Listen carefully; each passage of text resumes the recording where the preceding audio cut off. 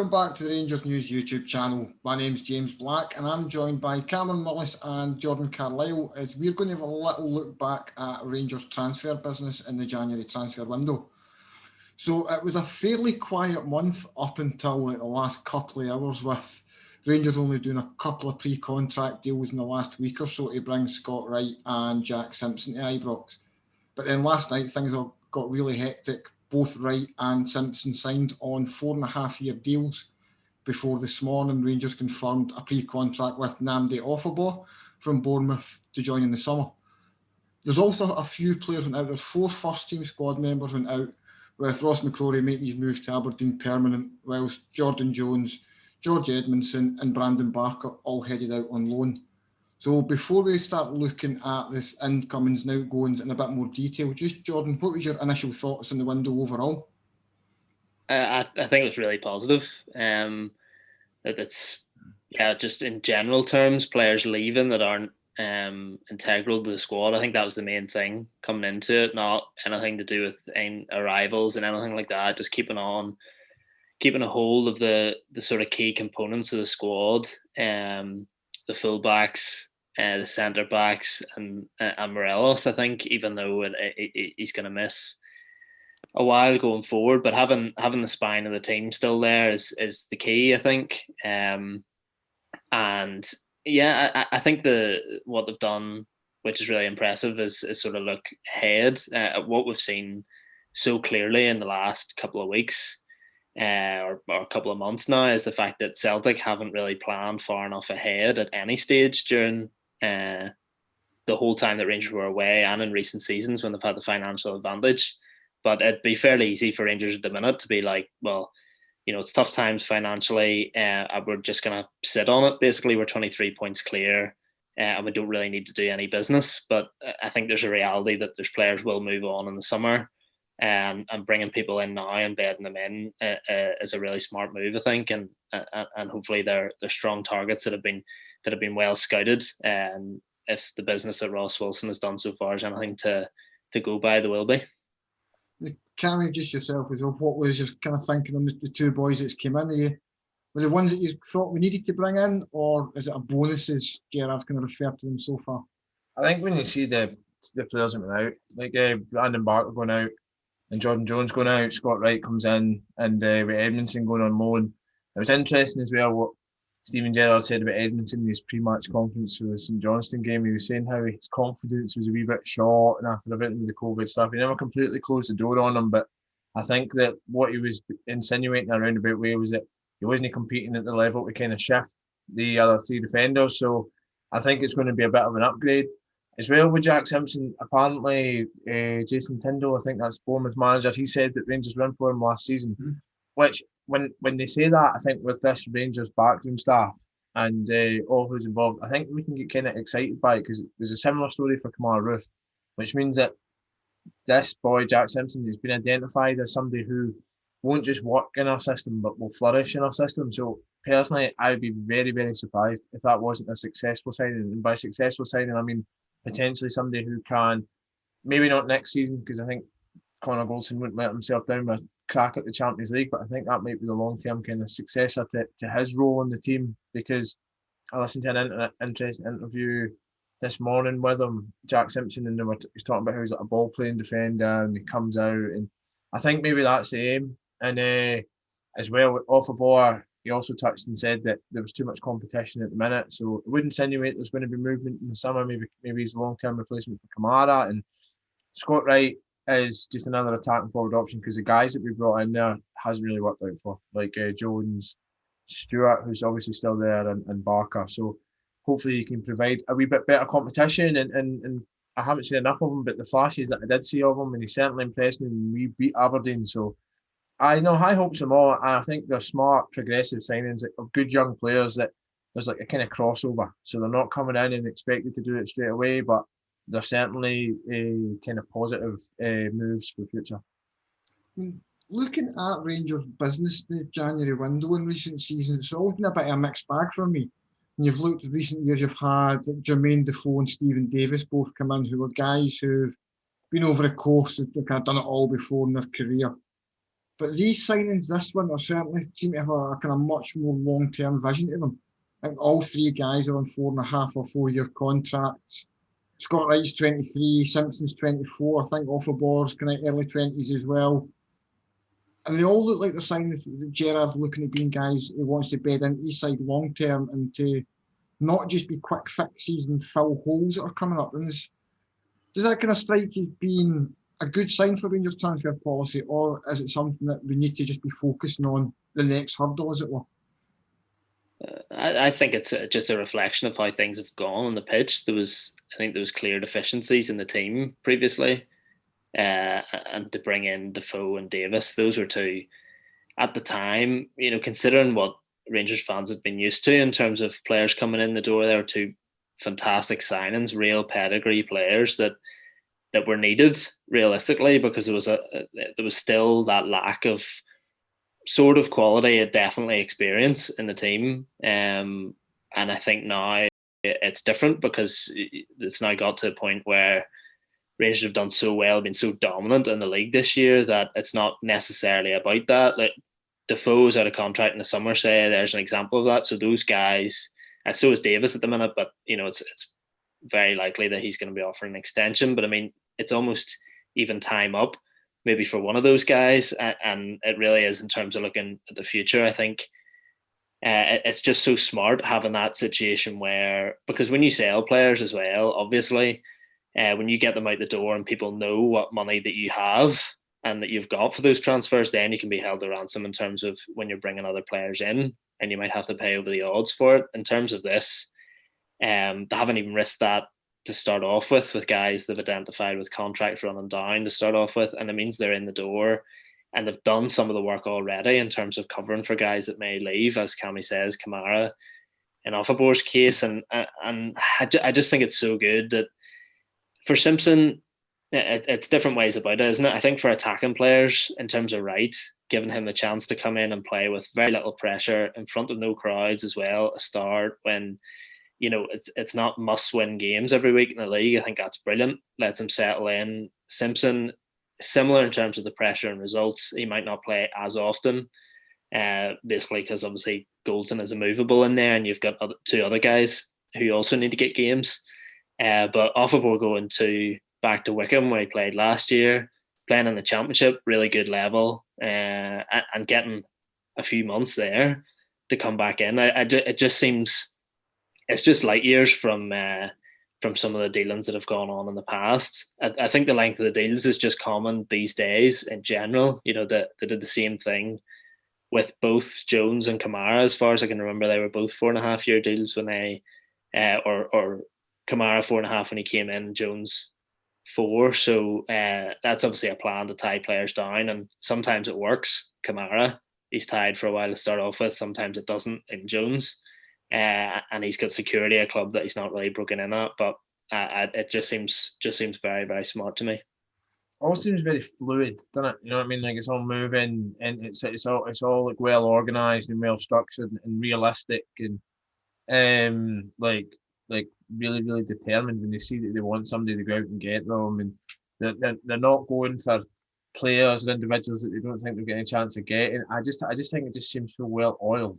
Do you know what I mean? And I would trust that these three players are going to play at least some kind of role in the squad over the next few seasons. And I think it's to the credit of Steven Gerrard and Ross Wilson and the kind of professionalism that you've seen at Rangers. And it's interesting because even when you're signing like players, like you think about years down the line, do you know what I mean? Like this is a kind of foundation and a fixture that the likes of Ross Wilson, who's obviously now a director at the club and is still very young, are looking to implement, so that it's the business model that we're using even post Gerrard, and I think this is a sign of where we're going, and I think that we'll do this regularly. We'll mop up pre-contract signings from out England. We'll target young players with huge potential, which we can offer them big crowds, prestige and European football, and I just think that this is really us coming to that kind of complete rebuild. Like when we're here now, we no longer have to sign Davis and Defoe to get us back to the top of the Scottish Premiership. We're already here, and it's just about keeping that kind of fluid transfer plan moving, and I think all three of them will at least have a level of involvement. But and out of the three, I think Jack Simpson's probably the one that would excite me the most, and I think that's got the highest kind of pedigree to go on and be a real fixture for Rangers. Looking at Simpson in a wee bit more detail, he's been described as a left-sided ball-playing defender. Now, looking at the Rangers squad, there's no exactly a shortage of left-sided defenders. We seem to have one right-sided defender in Connor Goldson, and then Nico Katic, Leon Balogun, Philip Helander, Jack Simpson, and George Edmondson all competing essentially now for this other spot alongside Goldson. Balogun's out of contract in the summer. Edmondson's future's up in the air. What do you think it means for the likes of Katic and Helander? I think Katic going loan, surely. No, I think when you think about it, he's recovering from an injury. They've says that he's not going to play again this season. I mean, put him out on loan, get him some game time, and hopefully he'll recover. But as well, I think Balogun's about to activate like a clause in his contract. He plays so many games. I think Gerrard hinted to that today in his press conference again, where it means he'll be on for another year. So, I think it's going to be them four that are there just now next season as well. But I would send Katic on loan. I don't know about yours. Yeah, I think it's a really interesting position to be in that you're going to have six proper centre backs potentially, all on the books at one time and all contracted for at least a season beyond that point in the summer. Which I think is really interesting because I think obviously Edmondson, if as Jared's saying, his confidence has been knocked a little bit and he's had injuries and all that sort of stuff. But while he looked a bit raw at times last year, he's still impressed at times. And I mean, the guy's 6'3" or whatever. You bring in Simpson, he's 6'4". You get big. They're all massive lads. It's a really physical options that Rangers have, which I think is really good, especially the Rangers are looking to dominate the area, aren't they? But they're also mobile, and I think, as you pointed out, Cammy is straight away. Simpson is, what type of player are you? And he's like, I'm a ball player, playing centre back. I like having the ball at my feet. I thought it was interesting that he's talked about that, talked about building attacks before he actually talked about defending. So I think that gives you an indication as to what sort of player he's like. But yeah, I'd go along with that. Obviously, there'd been talk of Katic coming back in early this year. That's what his agent was talking about in November, whatever, when he gave a bit of an update. But if that's not going to happen, and he literally hasn't played for a calendar year by the time he's fit, a loan spell for him, and then it doesn't really look great for Edmondson. And I think the one positive for him is that he's playing in the Championship because as we've sort of seen, and we'll maybe get on to Barker and stuff specifically, but League One, Jamie Murphy went there and scored basically every week for Burton. It's a Rangers loanee cemetery, League One, isn't it? You've got Doherty was there and he was absolutely brilliant, player of the year at Shrewsbury and that sort of stuff. Realistically, you're not going to get back in. Jordan Rossiter's another. Yeah, who else? Dodo, he was there as well with Blackpool. I mean, it doesn't really matter. It just seems to be that it literally doesn't matter what you do there. It's not going to change what regard you're held in by the manager. So it's unless something else happens, there's sales, or other players basically play themselves out of the reckoning by the performances at Rangers. That's the only way that you're really going to get back in there. So at least in the Championship, like he's playing under Rooney in a talented squad who have underperformed this year. So that's an actual chance for him to go and say, look, I'm actually a quality player here, if he can get regular game time. So I think that's a bonus or a positive to the loan spell for him, that it is in theory possible for him to impress enough that he can do something, but it doesn't look great at the minute. I don't think you can budge them for it. I think them for are so solid. And like even the Balogun, he's got that little bit of age and experience, and it's a good spread of ages across them and stuff. And it's like, I think that Connor Goldson is the kind of guy who probably inevitably want a crack at the Premier League. I think that he's shown his quality this season. He looks so good, and he's only got a year left in his deal at the end of the season. So whether or not Rangers will re-sign him, I don't know. There's not been much talk about it, but I think up until that time, I don't think they're going to budge that for. Even if Edmondson impresses in the Championship, I think that Rangers are really, really well stocked at centre back, and it's heartening. And the evidence is there that it's obviously working, because we've got 20 clean sheets in the league. Barely even look like conceding a shot. So, it's a very strong position for us. Last one, just on Simpson. Does Simpson getting the number 4 jersey have kind of negative connotations for Edmondson's future, or is it just a case of this one's empty? Because I think there's been a few players in the last wee while that have been out on loan. Their number's been given to somebody else, and it's been the beginning of the end for them. Jamie Murphy was one I can think of. Even Graham Dorrans getting the number 10 jersey taken off him and given number 4. For me, Simpson getting 4 it seems like the beginning of the end for Edmondson. It's a shame. It's hard to say. He's going to get back into the squad. Certainly, it's too competitive, and then everything with the COVID stuff and that. And I can't see him breaking back into the team and getting enough game time that it's going to sustain him where he's at. But I do think that if he does go, we'll get a little bit of money, probably more than what we paid for him. Mm-hmm. So moving on. I'm happy with that. Moving on for Simpson and Edmondson, Scott Wright came in, second signing of the night last night. Wright had also signed a pre-contract deal to join in the summer, and his fee was kind of offset against the one that took Ross McCrory to Aberdeen permanently in the summer. Wright's a really interesting one for me because he's someone that arguably allows you to get more out of other players like Kamar Roof, who sometimes been kind of used in different positions. I think it kind of takes the strain off Ryan Kent a little bit as well. I think JR's been kind of over-reliant on him. We spoke about it in the preview for the St Johnstone game, where kind of come hail, rain or shine, Ryan Kent's in the starting 11. Do you think Wright's going to push him early, or is he one that he's going to take a wee bit more time to kind of have to get his wits around him and just settle into Ibrox?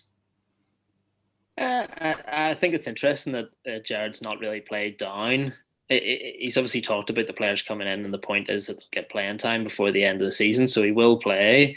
But I thought it was interesting to say, he's training today, so he might make the squad. He's straight on that in terms of he's not like, with the Greg Stewart situation that I think we talked about recently, is that he's come in, but look, he needs to learn how we play and that sort of stuff. He's the kind of guy, I think, who I'll confess I haven't seen a huge amount of him, but the 30 minutes basically at the start of that game at Pataudry, I just was so impressed by him, and he's the sort of player I imagine who you can tell to go out and do his thing within reason. They probably have defensive responsibilities like Kent does, but can go out and do stuff in any system. And I think that's key that Jared's spoken about that, hasn't he? It's Rangers aren't playing with out-and-out wingers, but he can play as an out-and-out winger, but he can also play sort of more centrally. He can play in an advanced role as well. So he's going to fit into that hybrid position really well on either side, and that's certainly what Jared thinks. So I think he can. The fact is that the team's going to change, I think, considerably once the league is won. So he could be sort of playing a substitute role until then. But there's every chance that he gets a number of full games under his belt before the end of the season. So I doubt it's a thing where you see him straight into the team against Antwerp in the round of 32 or anything like that. But I think he'll play bits and pieces. And given how dominant Rangers have been at home, if that continues, there's certainly going to be opportunities for him to get on, and particularly with the number of subs that you can make. I think Gerrard lit a wee fire underneath him as well, didn't he? Said when he was asked will he play, he says, if he wants to or something like that. I can't remember exactly. So, I think he's there. I think he couldn't have joined at a better time. You know what I mean? He's coming in. See, if these guys joined in the summer, you imagine that Celtic are going to have at least had some level of investment, etc. There's more pressure, the season starts, etc. Now these guys can properly work their way into our system, and then they're used to Rangers, they're used to the surroundings, they're used to everything, and then they can have a proper full pre-season great start next year. I think it's really good to see them coming in, and hopefully Scott Wright hits the ground running. He'll definitely get opportunities because Barker, Jones, they got opportunities this season. So if he's going to be coming in and replacing him, I just think when you touched on Ryan Kent as well, I just think Ryan Kent's just a fixture of the side. I think that it's difficult to imagine that he takes him out.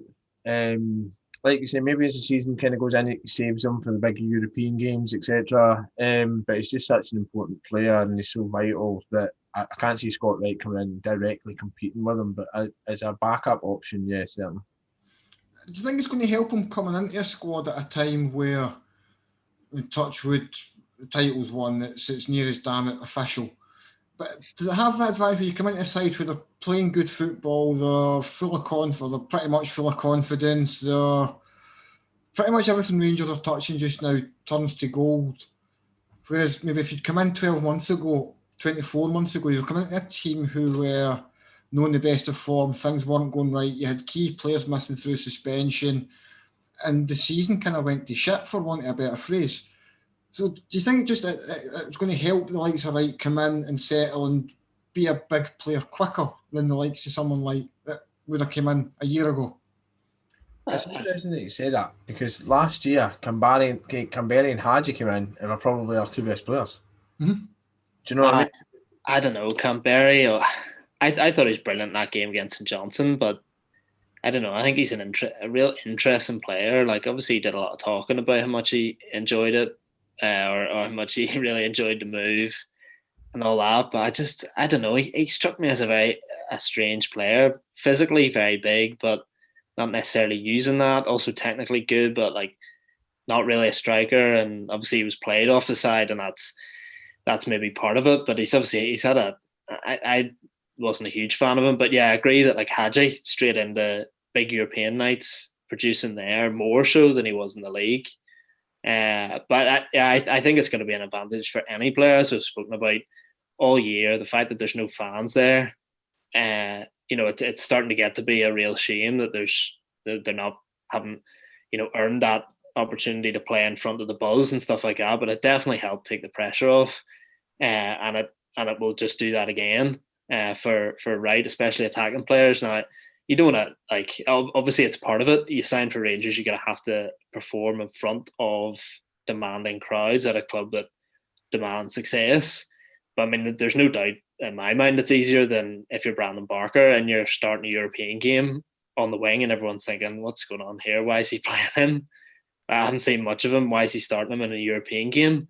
And then as soon as you give the ball away the first time, obviously you're getting hammered. That's a big test of character. And, a lot of people will say, and quite rightly, that if you can't handle that, then you shouldn't be at Rangers. But it certainly gives you a chance to get in, get 10, 15 games under your belt, play at Ibrox, do all that before the crowd comes in and the pressure's on, really. That's just the exact same. I think that it can only be a benefit. You know what I mean? Coming into a team playing well rather than one playing poorly. Especially when you're that age, you know what I mean? Because you're not signing these guys to come and turn anything around. You're signing them to kind of fluidly come into the side. So I'd say that it's beneficial, certainly, particularly for these guys. And the Crowds thing's interesting because, I mean, there's no real end in sight for that. I think Jason Leach said something like they could be back in September, it'd be limited crowds, etc. But then just imagine at the turn of next year, it'll be the same. I just think this next season is going to be much the same in that regard. And it's interesting because for some players it's had a bigger effect than others, but for these guys, I think the environment that they're coming into at Rangers amid the pandemic is a generally very positive one and a well orchestrated one, and I think we've seen that play out this season. So even amid that, I think that the conditions are all there for it to be a success for these guys, and it's up to them to go and grab it. Just before we move on to the guys who left, looking at the squad where it is now, is there anything else that jumps out to you as being an immediate need for the summer? I mean, obviously, guys could leave at the end of the season, but assuming nobody leaves and kind of the squad stays as it is there anywhere else where you think we need some cover at right back for Tavernier maybe, or is this squad pretty much as complete as you're going to get it, given where Rangers are in the grand scheme of things? I'd like another Kent-like player, like another kind of attacker in that position. I know obviously we just signed Scott Wright, but I don't know how well he's going to take the step up, etc. But I think like a high-end, top-quality player. I know we've got Hadji, Kent, and etc. But maybe that's the only position where I think we could maybe add another name and it have a cost effective impact on the squad. But that would be the only one for me. Jordan? I don't know. I feel like at times, even this year when it's been so good, at the basis has been the defence, and there haven't been goals flowing all season. So that's maybe an area to look at. But I think that's partially due to the fact that Morelos hasn't been as prolific as he was. I just think if you bring in another player in that sort of position across that attacking three, and it's very hard for the others to get game time. I mean, Itten still only started 2 games, I think, in the league, which is mental. So, those guys are going to be pushed even further out. If that happens, when in actual fact they might be more ready next year, Hadji might be a better player and that sort of stuff for a full season. The right back situation does still concern me slightly, but Patterson has looked brilliant going forward in any game, but it is the clear area in the squad where you have a guy who's played 5 games or something in senior football, and if the captain gets injured, not only do you not have a captain, but you have a guy who doesn't even have 2 months worth of playing experience at the top level. Obviously, he's been around the squad for a long time, so. But that's one of those things that maybe it's a price you have to pay, though. If Rangers are serious about the academy and bringing players through, then they're maybe going to have to take risks, because if not, you just crowd players like that out. So I think it'll be largely dependent on who Rangers sell. If Kamara goes, I can't see Zungu staying. So then Offenborg comes in, but you're going to need another in there. Probably going to need another number 9. And maybe filling in around that, maybe at left back, if Barisic is one of the ones that you need to cash in on. But I mean, looking at it now, and I think for the last game when the team came out, it's just when you actually sit down and look at it, there's real strength all across the pitch, isn't there? And then there was for a while there when there was no Arfield and no Jack, and I thought a little bit the bench was looking a little bit sparse, but other than that, all season it's been just real quality. So nothing standing out as a proper weakness at the minute, as long as Tab stays fit. One name is mentioned Arfield there. I think when he was out, I think there's loads of conversation about how Rangers didn't have that kind of late arriving midfielder, or maybe somebody younger who would eventually kind of over from Arfield in that role would maybe be somebody else, somebody who kind of drives from deep and arrives late in the box and can score goals from centre midfield. Maybe that position, but not. I think we're generally very well stocked. Cool. So I think we've kind of touched on George Edmondson and Ross McCrory kind of in enough depth, unless anything you want to add on those two. Cool. So the other two that left, Brandon Barker and Jordan Jones. Barker left a bit of a mixed reaction last night. I think some people were, I think it kind of caught people by surprise a little bit when news came of Barker going out on loan. Jones was a slam dunk for me. He's pretty much in his Old Firm debut for me. He's looked dead in the water long before all the COVID stuff. Ever since that injury, he's looked dead in the water. But seeing Barker go was, it's not as if the guy ripped up trees or anything, but he looks like a player that Gerrard just trusts to go on and do 20 minutes and just see games out. We're either used to kind of shocked to see him go, or it kind of makes sense given Wright came in. I'll go. Yeah, it was a bit of a. It did surprise me, because I suppose like it does just make sense in terms of Wright comes in and he goes. I thought once Jones left, there'd be very little chance of another wide player going, because we've already got Jamie Murphy's out on loan, but that will be permanent in the summer. Jake Hasty's already out as well. So obviously we've talked before about that. When everyone went mental and they just decided to the summer of wingers. They wanted loads of wingers of a similar ability to come in to the squad, and a lot of them now aren't there. So it was surprising, but it was a bit. The day was sort of like that yesterday, wasn't it? It started off slow and then everything started happening. But I don't know. I thought when he's been interviewed, he's come across really well. He seems a nice lad, and he's obviously very talented. As we were talking about before, like, he was the Man City Academy Player of the Year, and the money that they have thrown at that academy, in the last few years, you're gonna have to be a real player to get that accolade. And we're also saying about when Oxford announced him, they did a wee highlights reel. There wasn't a huge amount, obviously, from his time at Rangers, but he's scored some brilliant really goals. taking you, hasn't it? Oh, mate, unbelievable. He picks it up for about 10 metres inside his own half and finishes it off. I mean, there's flashes of brilliance, clearly, and he's absolutely rapid when he gets going. But he was really poor last year, and although he was excellent in pre-season, I thought he looked really sharp in pre-season. He struggles. I think he's just maybe a bit timid when he comes on at times. He's been asked to do a job for the last 20 minutes. That's worked. The goal against Ross County was decent. He can get in behind, but I mean, the ball just bounces off him a little bit. He's not got a huge amount of strength, and he's really struggled to make an impact. So I can see him go down there and doing really well as long as they play decent football, which I think by all accounts they do. But yeah, I just don't think he's contracted till the end of next season, but it was a surprise exit. But I mean, he wasn't going to make a huge difference or play a huge role, obviously, between now and the end of the season, and I can't really see him getting back in. I think it was a surprise for me as well. Because I remember earlier in the season, Steven Gerrard was like, well, he's much happier now. His girlfriend's moved to Glasgow with him. He's much more settled, and then suddenly he's moving on loan to Oxford. It's a bit strange. It's obviously not happened for him, but like I can remember speaking to my pals about it, and I'm like, no, he'll come good. He'll come good. No, I don't. After he went on loan there, I just can't see it. I just don't think that there's going to be a space for him.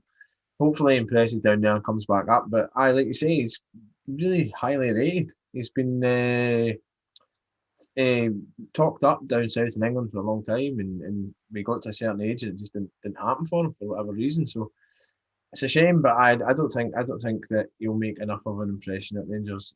And hopefully, he proves me wrong, but no, I think he'll eventually move on. I mean, he started the Old Firm in October at Parkhead. Like, started both games against Porto as well. And by the way, if you think about it, they're probably two of the hardest teams that we've played in Steven Gerrard's tenure. So there's obviously a specific tactic that they thought that he could offer, probably driving up people with his pace on the ball, not just his pace off it. But interesting. So he's obviously got like assets that are valued at Rangers. But see the fact as well, it wasn't just surprising that he left, it's the fact he went to Oxford. You know what I mean? It's like maybe he's always thought he was a wee bit higher. He didn't have to go there, but wish him all the best. Hopefully it's a good spell. So just before, I want to touch on a couple of things with some of the academy transfers as well, just before we finish up. But before we do, was there anybody in the first team squad? There was speculation about Greg Stewart leaving last night and one or two others. Was there anybody you were surprised to see still a Rangers player this morning? I think Stewart is the guy who's obviously just not involved, and I don't think he will be. There might be a case of him getting a few games towards the end of the season if Gerrard feels that he's been a valuable member of the squad and on the training ground, and he looks to try and involve him before the end of the season. But yeah, it's a case of it's a difficult sale though when they've played as little as he has. Players or teams are looking for people who can come in and make an impact, especially if it's a late signing. And the guy's not been playing any football, and with stuff suspended as well, there's no B team games. Like there's nothing really for him to keep sharp. So his is a similar story to maybe Jones, although well maybe not. To be fair, there's been no real self sabotage in terms of Stewart's case. He's just been a victim of other players having more quality, really, isn't it? And around him, but I can't really think of anyone else who I thought was likely to go. I don't think any of the big names are going to go. This was never going to. They weren't going to like sweat for like the last 2.5 seasons to get to the final 6 months and then leave. So I was surprised that it wasn't even anybody pushing to leave. You know, like you seemed like the summer everything with Morelos, he was trying to push. It was just get to the summer, and then we'll see what's going to happen. But all the sounds coming out of Rangers from the AGM up to even Steven Gerrard speaking ahead of that St Johnstone match suggest that there will be sales in the summer. And that's interesting. It's obviously Kamara, Barisic, Kent, Morelos. I think they're probably the 4 biggest assets. I'd be very surprised to see like Connor Goldson or James Tavernier leave because they're just too important. You know what I mean? They're just like they're too vital. Them other 4 guys are obviously top class players and probably the biggest assets that we've got, but probably the 2 most important players for us this season have been Tavernier and Goldson. I can't see them leaving, but I think there'll be a few bigger names leaving the summer, which will be a shame. But like we discussed at the start, I think we've got a system in place to kind of make that as seamless as possible. So just moving on from the first team, just to kind of wrap this up, there was 10 players left the academy over the month, with 8 of them going out on loan, including Kai Kennedy, Josh McPake, Dapo Mabudi and Glenn Middleton, while Cammy Palmer and Umaro Baldi both left permanently. So I'm not going to go into all 8 that's gone out on loan, but I did want to talk about Kai Kennedy just a little bit, because he's made a fantastic start to life at Raith. Is he somebody that we're kind of really seeing the benefit of for going out on loan? He spent the first half of the season up in Inverness with John Robertson. He's went to Raith Rovers and he's kind of blown the championship away just now. Do you see a first team future for him in the near term? I think he'll play. I think he'll be a squad player next season. I think that if you're going to offer him the contract, you're going to go through that big rigmarole. You're going to have other people interested, whether or not they actually formally made any offers for him or whatever. I don't know, but for all that stuff and how desperate Rangers were to keep him, I think that when he goes out on loan, he's impressing so much. And it's against like you press against like Hearts, who'll probably be a top 6 Premiership side next season, you know. And I think he's playing at that level. He should be a squad player next season. I just don't get why else you would give him the contract. And I think he will be. I think that'll be part of it. I think if he continues to impress, I don't think there's any reason why not, because you want to be producing your own players. You want your own players to be coming through, and it would be great to see that kind of happen, because it has been a while, you know, since we've had like a kind of shining attacking light at Rangers that is born and bred through the academy. Yeah, I think the Hearts is a good point. I'd seen pictures and stuff from the game. Obviously, watched the highlights, but I thought it was interesting seeing some of the stills from it of him, you know, sort of cutting away, and Gary Mackay-Stevens on the deck behind him, and Naismith is going over to cover him. Experienced footballers who played at a really good level, you know, and he's doing really well against them, which is a great sign, because I think to look at him by how small he is and the size, you know, immediately think, oh, that's going to be an issue for him. But it's clearly not in the Championship, which is going to be a physical league. And yeah, I think that's interesting, and I think it's a good point to bring it up, because it's something we haven't talked about whether in this, in terms of holes in the squad, and whether he can come in to be to have that sort of man on the left that's not Kent next season. I definitely, you know, it's highly unlikely to be a regular. Whether they go down the same route as like a Robbie McCrory and go, oh, well, you've had time in the Championship at 2 different clubs. Next season, you're playing the Premiership. That's obviously what they're doing with Stephen Kelly this year at Ross County. So whether they give him another season and then say, right, let's go. But because he's still only 18, which is brilliant. And I think Josh McPake, he started well at Harrogate Town, but he was there in the Championship last season at Dundee, didn't score the whole time he was there, could hardly get a game. And at Morton earlier in the first half of the season, he didn't score a goal, and he's a highly rated player who scored buckets for the academy teams. So I think that just shows how well Kennedy has done to just go in, be given a role, given a bit of license, obviously going forward, and his goal at the weekend, never mind the game against Hearts, his goal at the weekend was brilliant. And that's the sort of stuff. It's just, you can just sort of see him doing it at Ibrox. You know what I mean? The ability to take players on and that confidence. The youth game at Atletico Madrid last year, that was against an unbelievable squad of players, and Rangers really struggled, but he looked the part even then. So yeah, I think he's certainly got a big future. Whether it's next season or the season after that, I'm not sure, but really impressive so far. I think he signed that contract there. Goes out in 6 months, and he's got another 2 years, or is it 2 years from January? See that? I mean, if he's got a 2-year contract, you wrestled so hard to sign the guy down a 2-year contract. You send him in for another year. He's got a year left in his deal. You take him into the side, or you don't play him because you're back to square one, and you've got this contract wrangle where they're saying, "Oh, if you don't sign a contract, we're not going to play you." So I just think it maybe get to that kind of crucial point that if Rangers want to tie the guy down, and Rangers want to have him in their future, I think that next season's probably a crucial point. And I don't think that, whilst a loan move might be good for his development, etc., I just think we're just going to be back to square one when it gets to the end of it.